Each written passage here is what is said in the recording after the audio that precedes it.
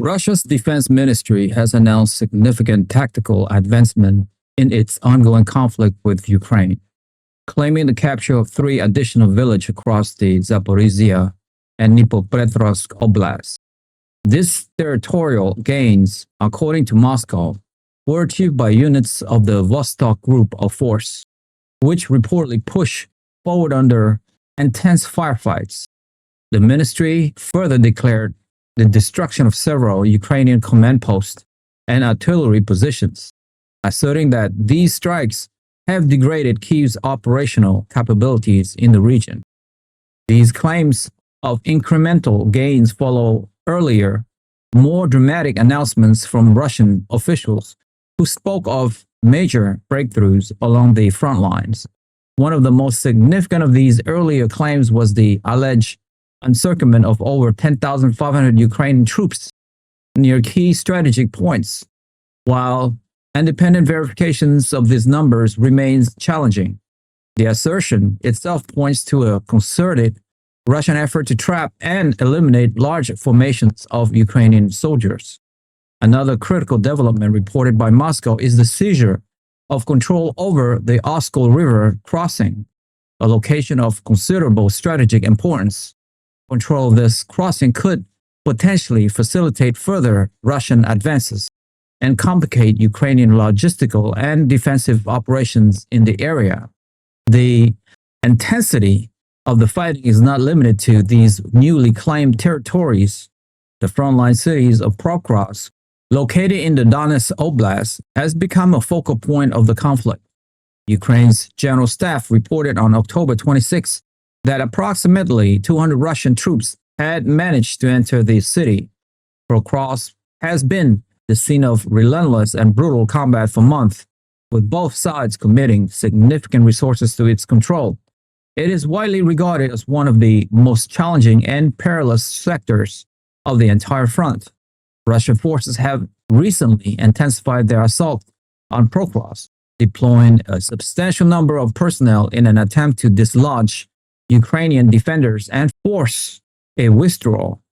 The strategic calculus behind this intensified push is likely multifaceted, aiming not only to capture the city itself, but also to attribute Ukrainian forces and create a breach in their defensive lines that could be exploited for broader operational gains. The battle for Pokrovsk represents a microcosm of the larger war of attrition, characterized by heavy casualties, destroyed infrastructure, and a desperate struggle for every inch of ground.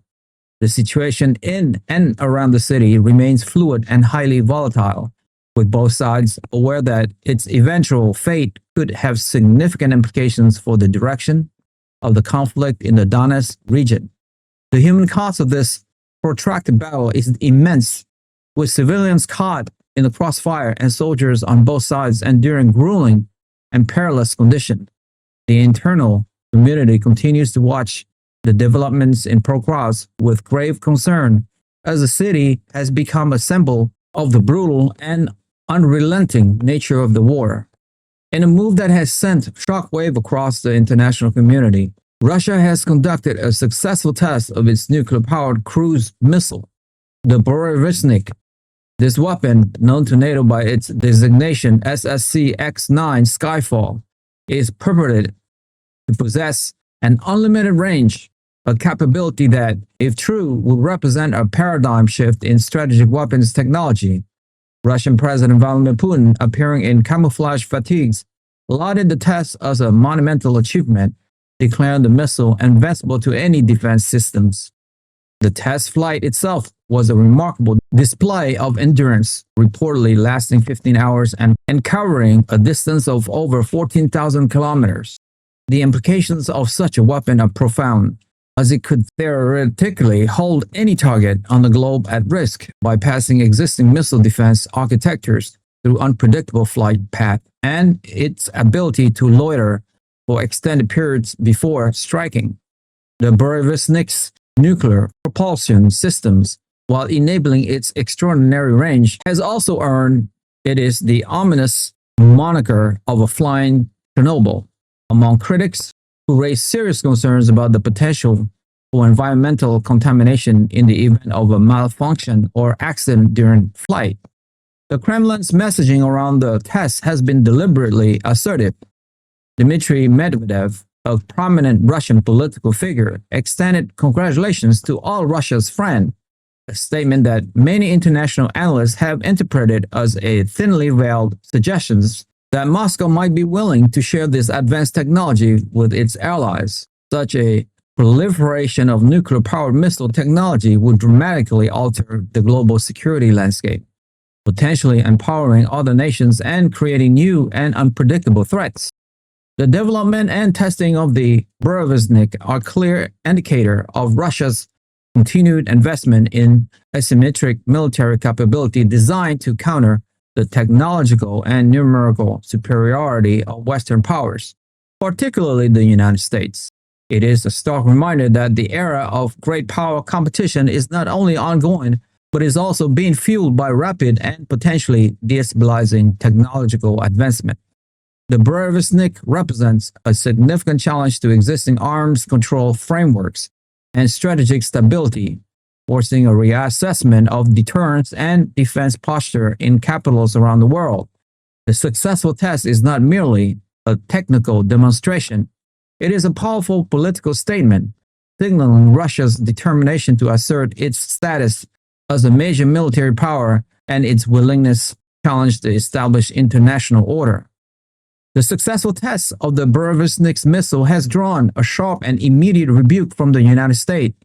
President Donald Trump, in a strongly worded statement, characterized Russia's action as not appropriate and admonished Moscow to focus its efforts on de-escalating the conflict in Ukraine rather than engaging in provocative display of military might. The American president's frustration with his Russian counterpart, Vladimir Putin, has been increasingly palpable, and this latest development appears to have pushed relations to a new low.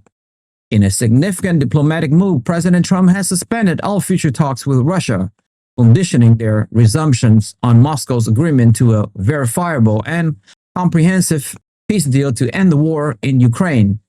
This suspension of dialogue marks a serious deterioration in relations between the two nuclear powers and raised concerns about the potential for miscalculation and unattended escalation. The Burevestnik, with its claimed unlimited range and stealth capabilities designed to evade radar detections, is viewed by Washington as a direct threat to American national security. President Putin's characterization of the missile as unique and unmatched has only served to heighten these concerns. In a direct and chilling warning to the Kremlin, President Trump made it clear that the United States is not intimidated by Russia's nuclear posturing. Speaking to reporters aboard Air Force One, he pointedly reminded Moscow of America's own formidable nuclear deterrent, specifically referring to the presence of a U.S. nuclear submarine, which he described as the greatest in the world, operating off the coast of Russia. This explicit mention of a forward-deployed strategic asset was a clear signal of American resolve and a reminder that any aggression would be met with a devastating response. President Trump's message was unambiguous. They're not playing games with us. We're not playing games with them either. This stark exchange underscores the perilous state of affairs between Washington and Moscow, with both sides engaging in a high-stake game of nuclear brinkmanship. The escalating rhetoric and military posturing have cast a dark shadow over the prospect for a peaceful resolution to the conflict in Ukraine and have raised the specter of a new and more dangerous arms race. The tests of the Burevestnik and the subsequent verbal sparring between the leader of the United States and Russia have created a deeply unstable and unpredictable international environment. The war in Ukraine, which President Trump has repeatedly demanded Putin bring to an end, remains the central point of contention. However, the introduction of a new class of strategic weapons like the Burevestnik has added a dangerous new dimensions to the standoff. The Flying Chernobyl, as it has been dubbed, is not just a military concern, it is also a symbol of a broader geopolitical struggle. The 8,700 miles 15-hour test flight that President Putin held as a great success is seen in the West as a deliberate act of intimidation designed to sow fear and division among its adversary. The potential for this technology to be shared with other nations, as hinted at by Dmitry Medvedev, further complicates the strategic calculus and raises the stake for global security. The current crisis is a stark reminder of the enduring danger of nuclear weapons and the critical importance of clear communication and de-escalation channels between nuclear-armed states. The suspension of talks between the U.S. and Russia, while intended to pressure Moscow, also carries the risk of closing off vital avenues for dialogue that could prevent a catastrophic misjudgment. The world now watch with bated breath, hoping that diplomacy and reason will prevail over the drumbeat of war and the allure of seemingly invincible weapons. The path forward is fraught with peril, and the decision made in the coming days and weeks in Washington and Moscow will have far-reaching consequences for the future of international peace and security. The delicate balance of deterrence that has been maintained for decades is now being tested in ways that were once unimaginable, and the margin for error is dangerously thin. If you have made it this far, congratulations. You have unlocked the truth. I want to ask you a quick question though. Is Russia's test of the invincible Burevestnik's nuclear missile a necessary strategic deterrent to counter and warn NATO to think twice before invading Russia? And why? Join the debate. We want to hear your insightful opinion on where this is all heading in our community. Share your thoughts in the comments below. Like the video, hit the notification bell, and most importantly, subscribe. I'll see you guys in the next one.